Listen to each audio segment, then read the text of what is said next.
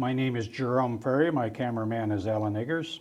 We're doing a video interview with Herman Ginsberg, a Cedar Rapidian for many years and the current president of a fourth generation business, Ginsberg Jewelers.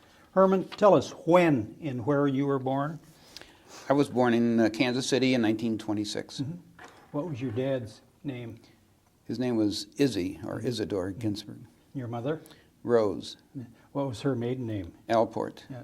Any brothers and sisters? Yes, I had two younger brothers, Louis and Stanley. Mm-hmm.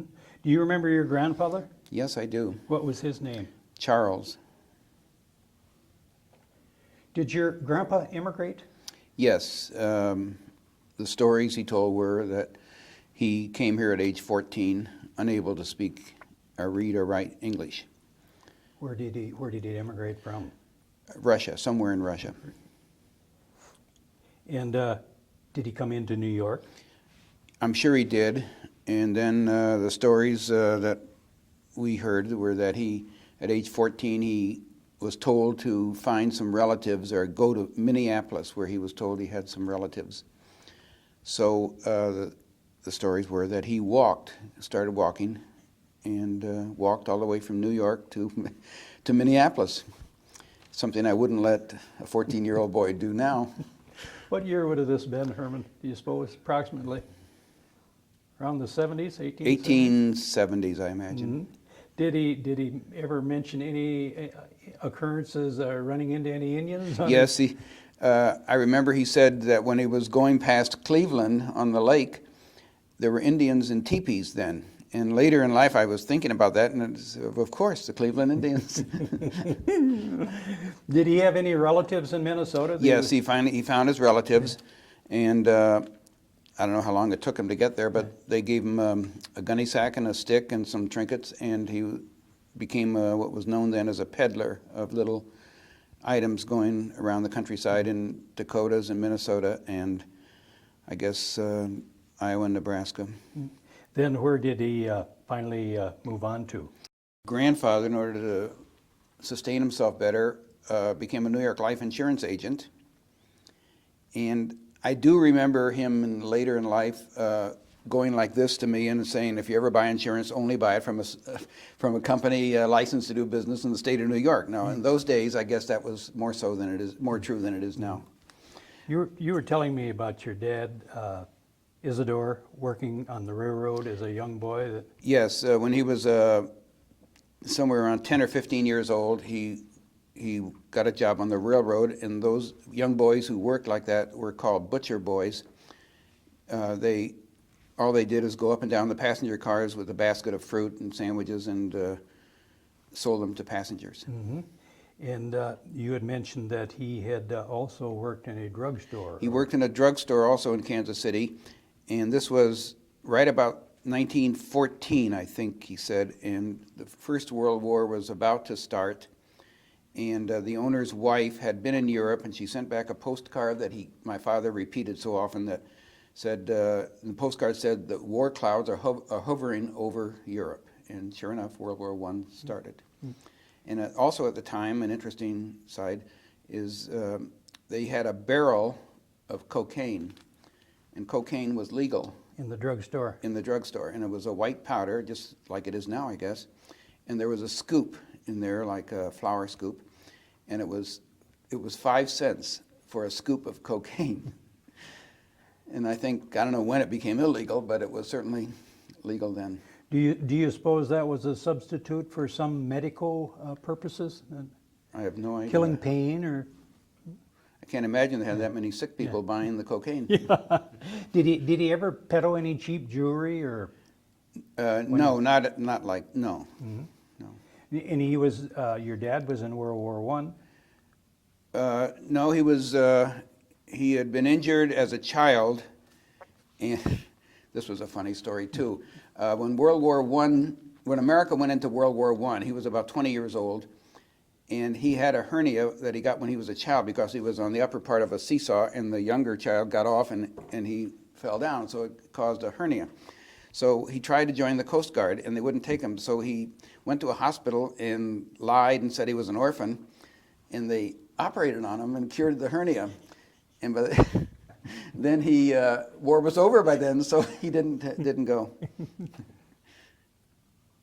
As your dad got older, then what line of work did he go into? Well, my grandfather had this little jewelry store in Kansas City, so my father was attuned to that. So he moved to Sedalia, Missouri, which was about 60 miles from Kansas City. And he opened this jewelry store in about 1920, after the First World War, in Sedalia, Missouri. Did he have any money? He had $100. And what was he going to do? Was he going to sell merchandise or He- pawn shop or? It was a combination pawn shop and jewelry store, and as a pawn shop, they sold everything from guns and clothing to jewelry and music instruments.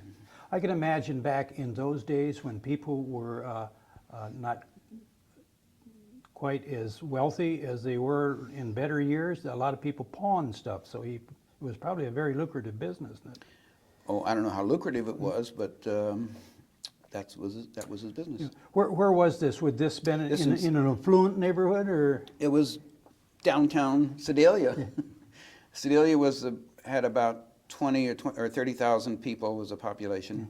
It was famous for two things, which is the reason my father went to Sedalia, because when he was on the trains selling fruit, he said he always thought he would like to open a little store in Sedalia, Missouri, because it had two wonderful things going for it. It had the biggest railroad yards in that part of the country and the biggest red light district. So his first store was on a street called Main Street. This store, however, is the second store in Sedalia. It was on a street called Ohio Street. Main Street, every other store was a bar, and upstairs are all the red light district whorehouses operating 24 hours a day. And all night long, the railroad worker was staggering back and forth in the sidewalks, and he lived in the back of the store. And I have a picture somewhere. His entire inventory consisted of the same style alarm clocks and army cots.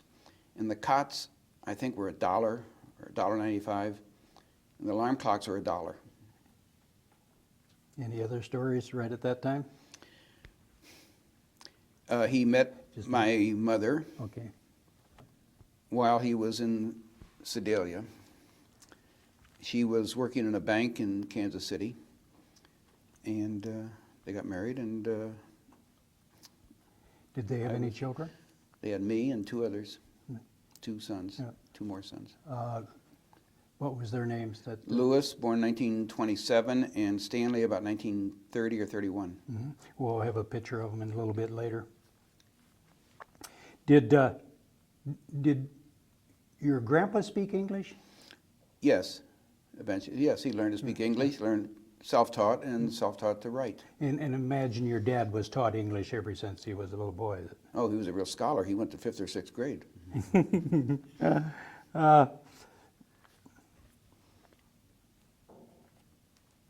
You go on in. So how did your dad end up in Cedar Rapids? Someone told him about a store, a jewelry store here in Cedar Rapids, that the widow of the owner wanted to sell. And so he drove up here and bought it. What was And the he's- name of the place he purchased? Rosen's? Rosen, R-O-Z-E-N, was the name of the owner who was, and the elderly wife wanted to sell it. He bought the store. His intent originally was to just merely buy the inventory and then take it all back to the store in Sedalia. But he said he was so impressed with Cedar Rapids compared to Sedalia that he thought he was in Paris compared to Sedalia. Where was the location of this Rosen's? It was at the site of the present Alliant, or Iowa Electric Tower building now. Was On Rosen's? First Street. Was Rosen's a jewelry and pawn Same- shop both? Yes, this is a picture of it. I think all he did was put our name, Ginsberg, on there instead of Rosen. Did your dad drive an automobile at this time?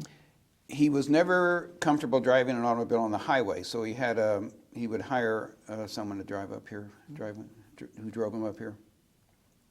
This would have been 1930. This would have been in the heart of the Depression. Did this affect the jewelry business any? Oh, I'm sure. One time I ran across an old ledger that my mother kept, the store, and every page was a month and every line was a day. And I would see as though March 1st they took in 35 cents, and March 2nd $1.15 or so, numbers like that.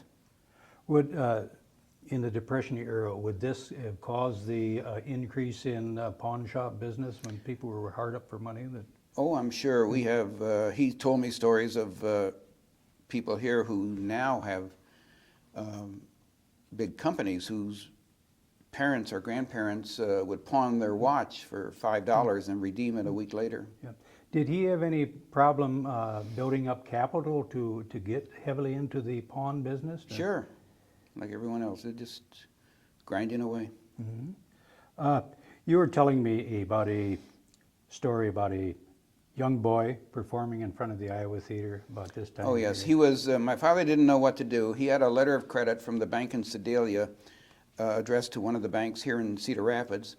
And the letter said that it introduced my father by name to the president of the bank here and said that he was good for $2,500. So the widow who owned this jewelry store saw the letter and wanted the $2,500, of course. My father thought the inventory wasn't worth $200. And he didn't know what to do. And he was walking around the downtown area in Cedar Rapids, and it was December or Christmas season, and he saw a crowd of people following a little boy. And he asked, and they said, well, that's Billy the Wonder Boy. So Billy the Wonder Boy was performing on the stage at what was then called the Iowa Theater on 3rd Street and 1st Avenue, and it's now called Theater Cedar Rapids. And what he did was, he was supposed to be a clairvoyant. He would answer questions from the crowd. So my father got in the crowd, and they followed him, and Billy the Wonder Boy wanted to go to the toy department of a department store here in town called Newman's Department Store, which is on the present site of United Fire and Casualty. So my father was in the crowd, and they all went up to the top floor where the toy department was, and my father and Billy was ignoring the crowd but playing with the toys. So, and he was 10 years old, of course, so he wanted to play with toys. So my father said he worked his way to the front of the crowd and said, Billy, Billy, what should I do? And Billy said, buy it. And my father said, buy what? He said, the pawn shop where you take your watch, where you hock your watch. So my father, that did it. So based on that say-so, my father gave her the $2,500 and decided to stay in Cedar Rapids, and his 10-year younger brother stayed in the store in Sedalia. Very good. Let's talk a little bit about growing up as a young boy in Cedar Rapids. Where'd you go to grade school, Herman? Johnson School, which was the original Johnson, at the same site the present Johnson is, but a different building. Did you feel if there was any discrimination against Jewish boys at that time? No. Okay. I didn't. Were your folks devout No. Jewish people? They were not real devout. At that time, there were two Jewish temples here in town. One on the west side called Beth Israel, and the present one, which then was on Washington Avenue at 20th Street, was a Reformed denomination of Jew, and they belonged to both. And did you make your bar mitzvah? At the one on the west side, yes. At what age? 13.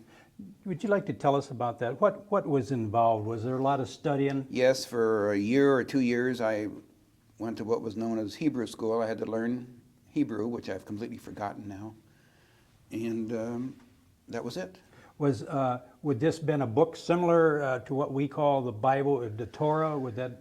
Yes, you had to read out of the Torah. Torah is a rolled-up scroll that's kept in an ark behind the main lectern on a. Is this something you could easily pick up, or did you find it very hard to? It was very difficult for me at age 13, not so difficult for smarter boys.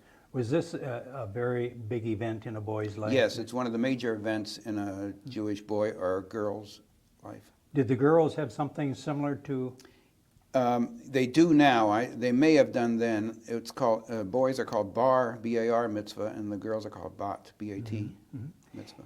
And what was the address of your family's home at this time? My father lived here for several months before my mother and I and my two brothers came here. And he lived upstairs over a grocery store on the west side. It was called Ruffman's Grocery. Did you ever get to go to any movies? Yes, of course. Here, there. What was your favorite theater? Well, there was a theater on First Avenue and another similar theater on Second Avenue. One was called the Rialto on First Avenue and the Palace on Second Avenue. An acquaintance of mine was in one of those two once when a mouse ran up his leg, and he caught it like that and stumbled outside, put the mouse in his pants. How about circuses? Did you ever go to any circuses as a boy? Probably, or else I certainly watched them as they unloaded here in town. Was your dad fun type guy, or was he very serious with big business? I would say he was more serious. How about Jewish holy days? Any big ones that stuck out in your mind in your life as a young boy? We were not real religious. We probably went to them, the temple or the synagogue.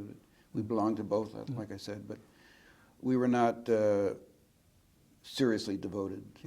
When people would celebrate Christmas, did you ever feel as a young boy a little bit left out that you weren't getting the presents, or not that they got all that much in that time period, but I didn't even think about it. I got presents too, I guess. yeah, okay.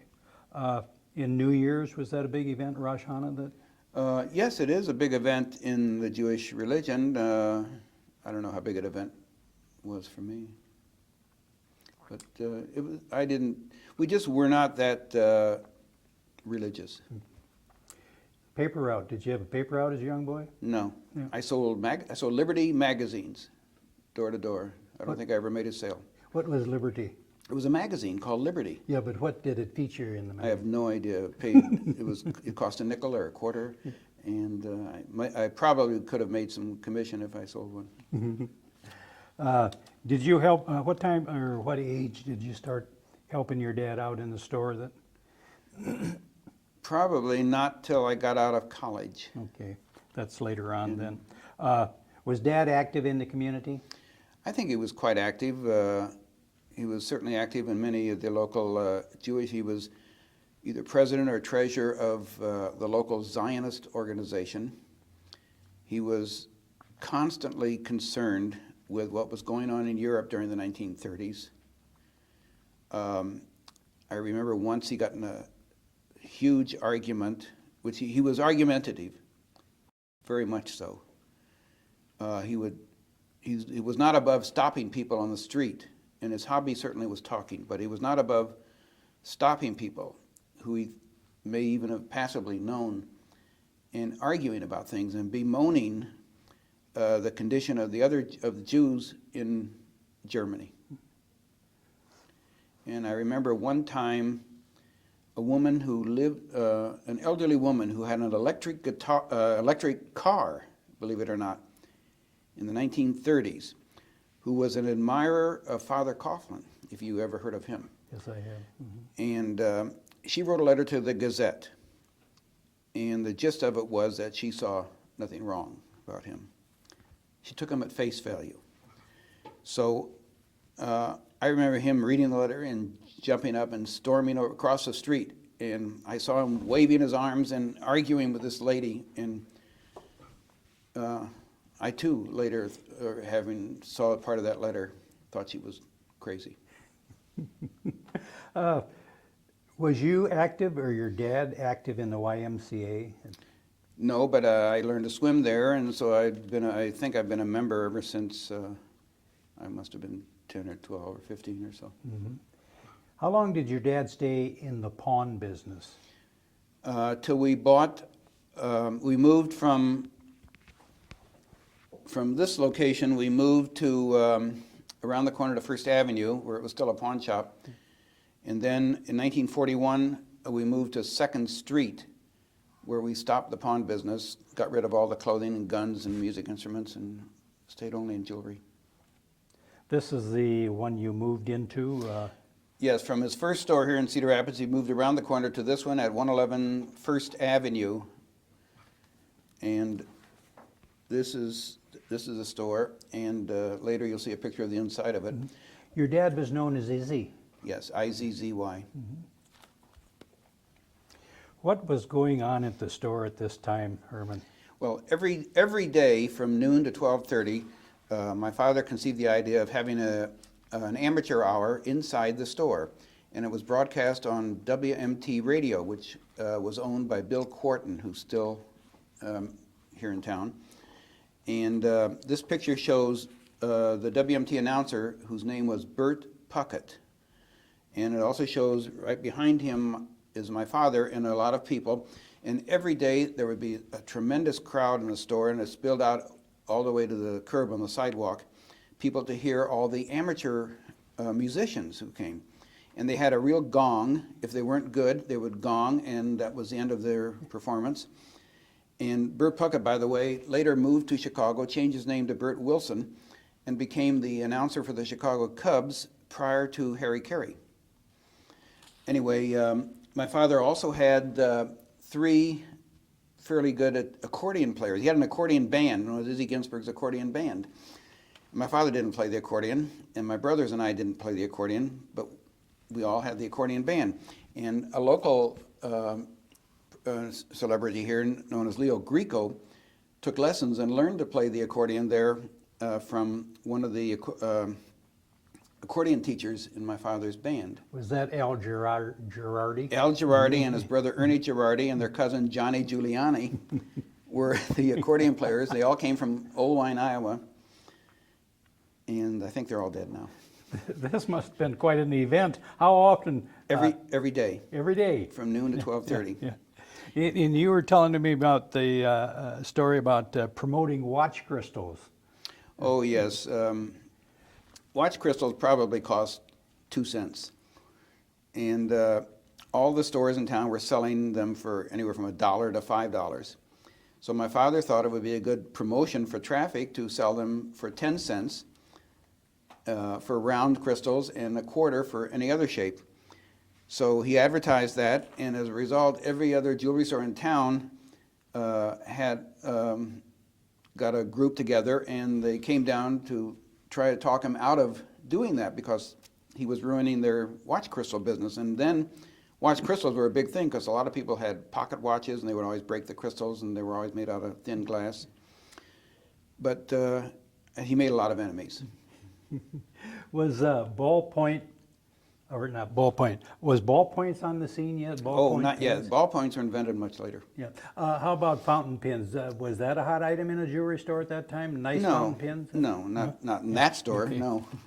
You were also telling me about the story. Your dad did a promotion with keys. Oh, yes. One time we had a promotion where he had a chest with a certain watch in it with a padlock. And he had about 1,000 keys with a tag on it. And so my brother and I threw the keys all over town. And the message on the keys said that if this key opens the chest, then you get the watch. Well, we got rid of a bunch of keys, and we came back for more, and we were playing around, and every key opened. So my father made my brother and I go out and pick up, we were taking keys away from people who had them in their hands already. And you were also telling me that he sold a barn paint at one time. He sold paint in the store. In the we only jewelry had store? In the jewelry store, but he only had one color. It was barn red. And Sundays, my parents and I, my brothers, would go riding, and we'd go out in the country, and we could tell which was our paint. They're all the same color red. Did you get caught up in the military? Yes, I was in the service from 43 to 45. Did you enlist or get drafted? Oh, I couldn't wait to get in, then I couldn't wait to get out. Where'd you take boot camp? Shepherd Field, Texas. And then you ended up being stationed where? Did you have to go overseas? No, I didn't make it overseas. I was in Amarillo, then Hobbs, New Mexico. What was your duties? I was in the Air Force, and when my main duty was to hose out the tail gun section of B-17s when the gunners in training would get airsick and throw up all over, and they would always send me out with a hose to hose it out.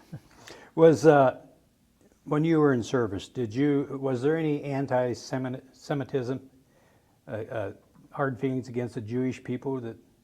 I remember once I was woken in the middle of the night and told to go to the local hospital to donate blood because of some certain kind of blood I have. And the woman who needed the blood, I was her second choice because the original soldier that they got was a Negro, a black person, and the husband refused to let this black person donate blood to his wife. So I gave him blood, and I was laughing to myself. Had he known that I was Jewish, he might have said, done the same thing. But he took me out afterwards and bought me a pair of shoes.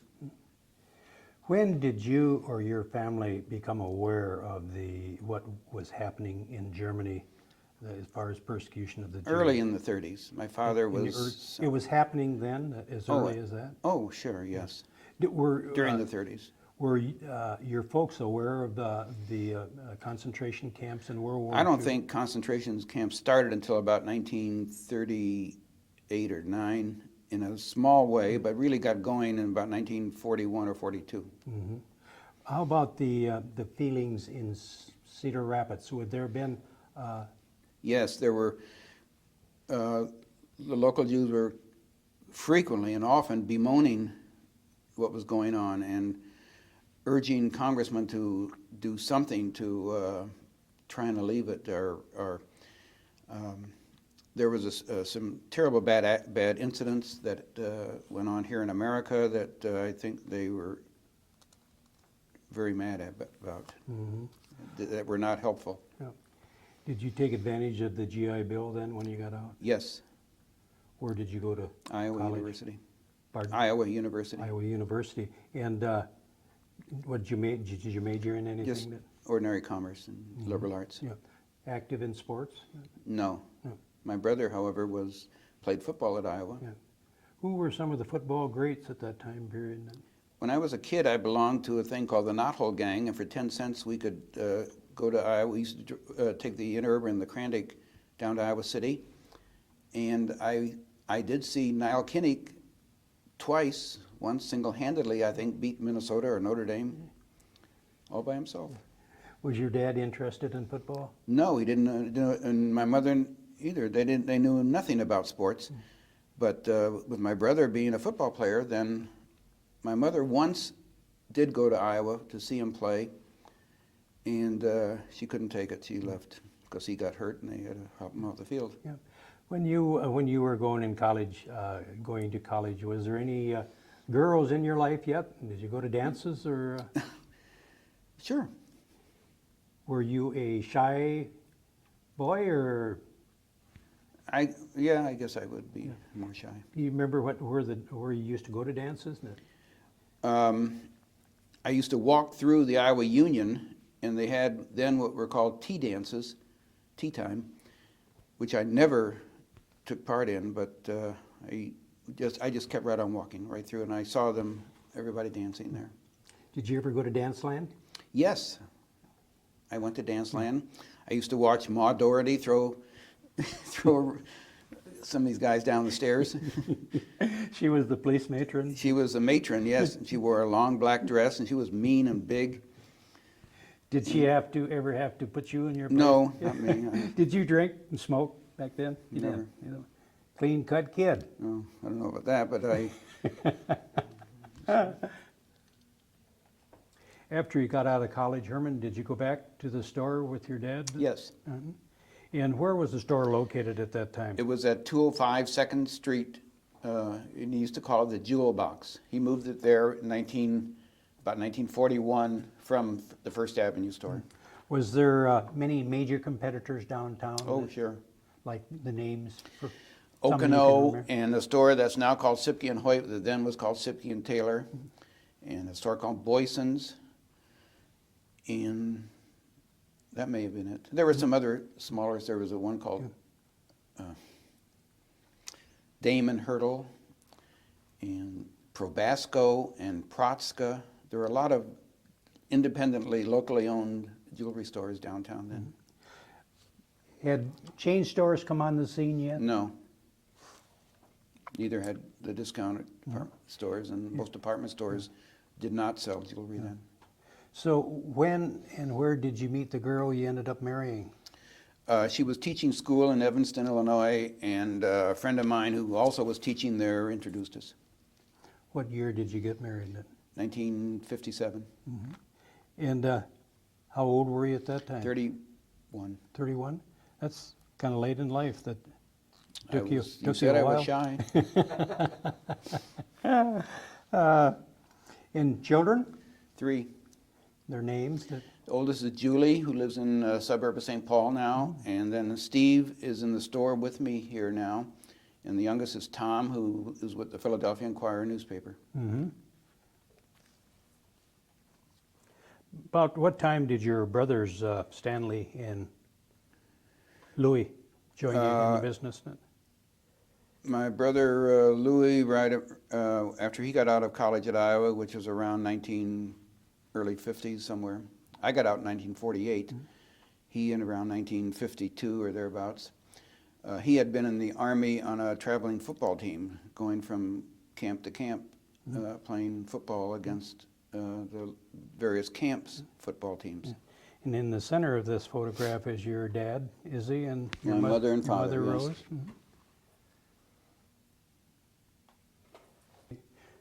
This photo in 1971, this is your brothers and their wives, isn't it? Yes. My brother Lou, his wife Harriet, my brother Stanley, his wife Sue, me, and my wife Phyllis.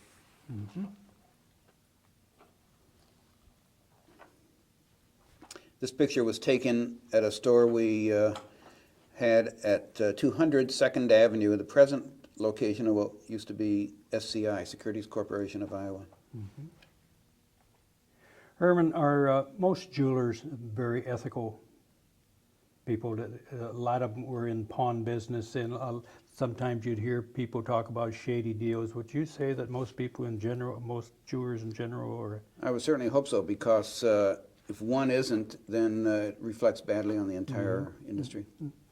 What was the main reason people would buy diamonds? Was it love or Yes. investment? It can only be for love, because it's not a government bond. There's no guarantee on its value. It doesn't pay dividends, and we do not sell diamonds for investment. Were you in the watch repair business? Yes, we always had watch repairmen working for us. And when chain stores finally did come on, was that a terrible impact on the independent jewelers in town, or? I don't know, we've always been in a downtown location, and chain stores have always been in shopping center locations, and the public's habits in shopping certainly has changed, where they often don't even think about downtowns for any kind of retail store. So any retail store that is downtown, is the traffic that comes in is they intend to go into that store, whereas in shopping centers, the national sport is to roam shopping centers without regard often for any specific retail store. Was there a great merchandise changeover from the time that you first got into it until the present day? I mean, as far as products you would handle that? Much more high line, high grade sold now in our type of store. It may sound like an ad, but it is so compared to shopping center stores. How about technology? Did that affect jewelry, like ring designing and? Well, not so much that, but the public is much more aware of the quality of jewelry now compared to what they may have been 25, certainly 20 years ago, and maybe 20 years ago, and certainly what they were 30 and 40 years ago. Neither the public nor the stores were very aware of grades of diamonds, for example, and that kind of thing. Were you or your dad ever robbed?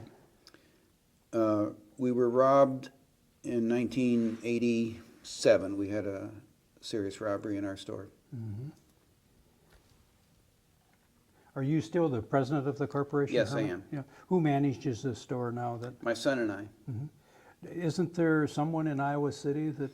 I have a relative, my nephews run a store in Iowa City. We used to be connected in business, and when my brother there who was then running the store, died in 1984.